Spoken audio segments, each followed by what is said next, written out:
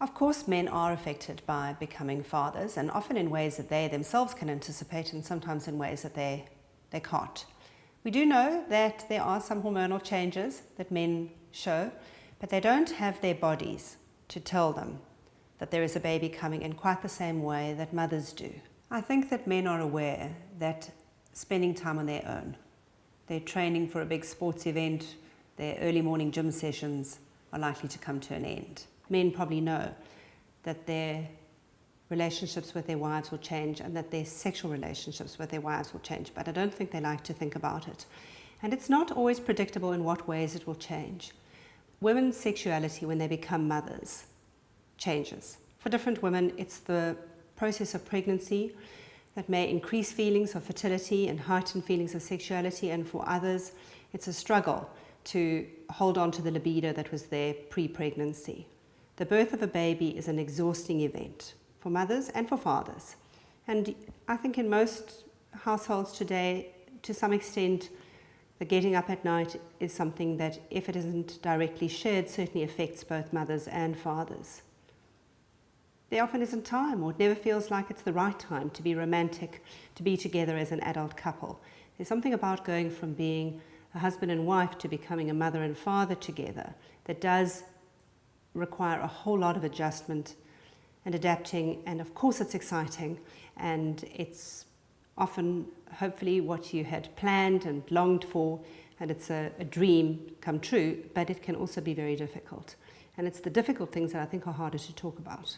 The transition from being a husband and wife to becoming a mother and father is difficult, and it's going to require good communication and sharing of experiences and anxieties if a couple is going to survive it and grow from it, which of course is what one really does hope, that fathers will feel that they haven't lost so much as they have gained. And one of the important things that I think helps that is if dads know what kind of role they're expected to play, what kind of role there is for them in this big change that's happening. It often looks like it's all happening for mums, but there are ways in which dads, I think, can play a very important role. So what is a father's role during pregnancy? Well, I think they often feel like they're bystanders and that they have nothing to contribute. And sometimes I think that mums make this, or pregnant mums, add to the confusion. The times when a mum will be very quick to say, I'm the one who's pregnant, it's my body that's changing, you don't know how it feels.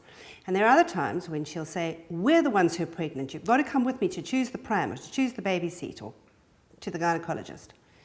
So I do think dads aren't quite sure where to position themselves. And ultimately it's about being supportive, it's about being part of a team, and sometimes being supportive also means being the punch bag. There are an enormous number of hormonal upheavals that a mum is going through during pregnancy and in the early weeks after a delivery. And sometimes dads just have to be there to hold, reassure, and address some of the insecurities and anxieties that I think do fall often on dad's plate, particularly financial anxieties or help that's needed with other children. Of course, things change further for the father once the baby arrives, because now he has a wife and the mother of his child who may be tired, exhausted, anxious and insecure, and he's cast in the role of supporter and encourager, very often feeling quite at sea himself with how to manage a baby. Because there's been a relationship already with a baby that's growing in utero, a mum who's given birth to her own baby feels often more quickly comfortable with the baby outside of her. Dad may have had a relationship with the baby in mum's belly, perhaps caressing and touching it, perhaps being excited and awed by the visible kicks. But dads often feel all fingers and thumbs when they're handed a baby to hold, and quite awkward and overwhelmed actually. And I think that although we are much more liberal in understanding that men have feelings too, dads sometimes find it quite hard to express the feelings that are stirred up for them. Excited, anxious, sad ones even, and then to get the kind of support and help that they need. There's a lot of loss that comes with being a dad for a dad. You're having to juggle work and home in a much more pressurized way.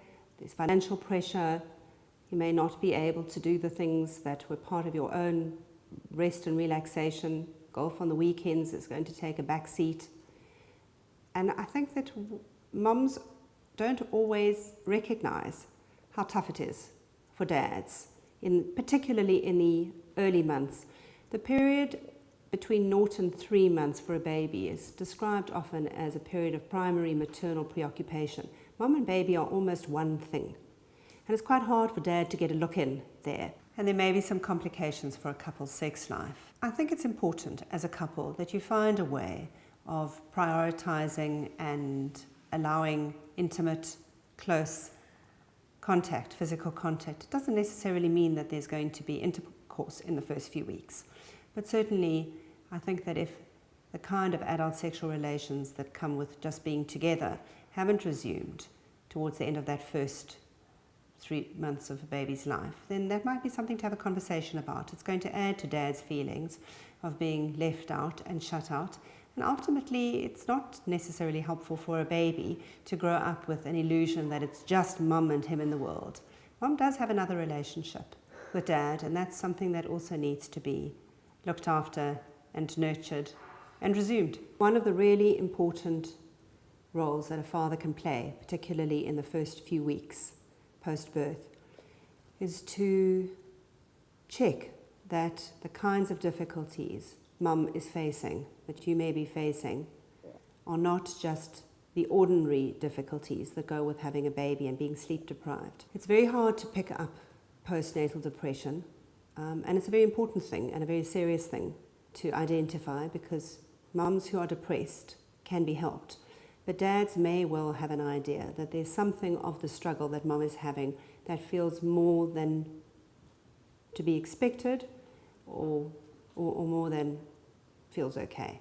It isn't easy to tell the difference between a mum who is sleep deprived and a mum who is depressed. And very often sleep deprivation can lead to depression, and of course we do know that depression interferes with sleep. But a mum who is very tearful, or a mum who is very irritable, or a mum who seems to be more consumed with worry and a sense of feeling stressed and anxious, and disproportionately to feelings of pleasure and enjoyment, may be a mum who needs some help. In psychological terms, we sometimes talk about the maternal role and the paternal role as two different things. And indeed, in many ways they are, but they don't necessarily belong, the maternal role and maternal functioning, to the mother, and the paternal role and paternal functioning to the father in quite such an obvious way. So what is the maternal role? The maternal role is to provide the baby with nurturing and with nourishment, with cuddling, with softness, with closeness, and to address some of the emotional distress by offering soothing and security.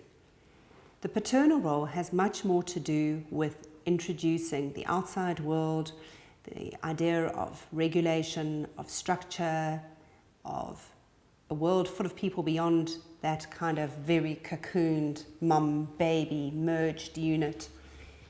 Discipline.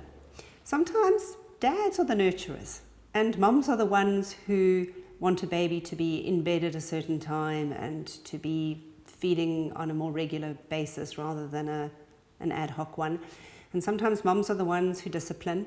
And in fact, in some families, mums are the ones who go to work and dads are the ones who stay at home. So it's not simply about the male parent and the female parent. As mothers and fathers, you bring your own experiences to parenting, which means that you don't necessarily subscribe to the same parenting methodology and you don't necessarily have the same parenting style.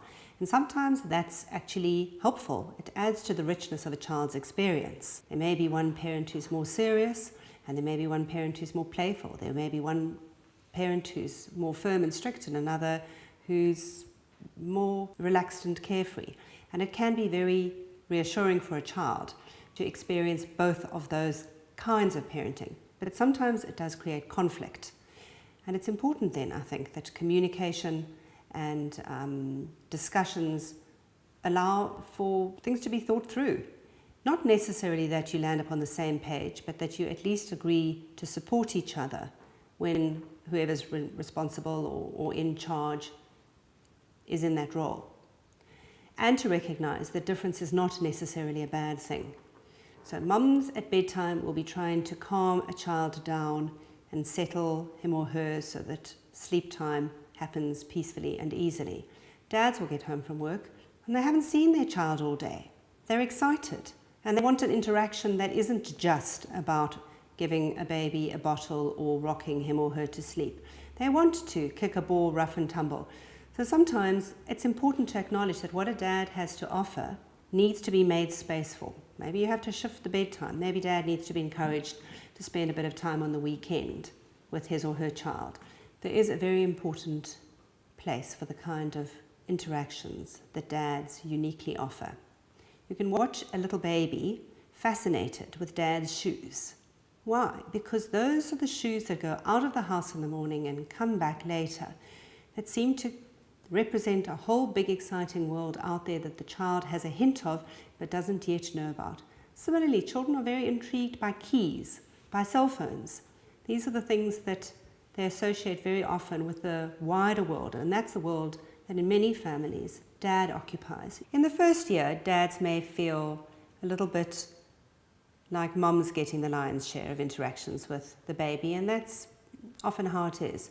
But as a child grows up, dad becomes increasingly important. For one thing, dad introduces the idea of a third person. When a new baby comes into a family, dads can become really important to the older children. They allow older children to feel more grown up and special and connected to somebody in their world that is preoccupied and really gets pleasure out of them. Dads often find babies much more interesting once they start talking, once they start engaging, once they start interacting. And that is very rewarding for a child too, to realize that it's not just their mother that they can get to fall in love with him. Their dad will fall in love with him too, and after dad, all the other people that make up the extended family and a child's immediate world. I think it's important to recognize that the transition to fatherhood is demanding for dads, and it also doesn't come with a map, so they also struggle, sometimes in ways that they didn't anticipate or expect. We don't always make it easy for men because we don't encourage them to share their feelings, and sometimes dads just need to be around other dads, and sometimes it helps to remind dad that he is also a husband and a partner and a provider and a very important person in the family, and that he does have a role to contribute to his child's development, although it may not be so evident in the first few months. For children to grow up witnessing and experiencing a good relationship between their mother and father is a very important part of the blueprint that they are going to need for when they too enter into an adult relationship with a partner and perhaps as part of that partnership decide to become a parent.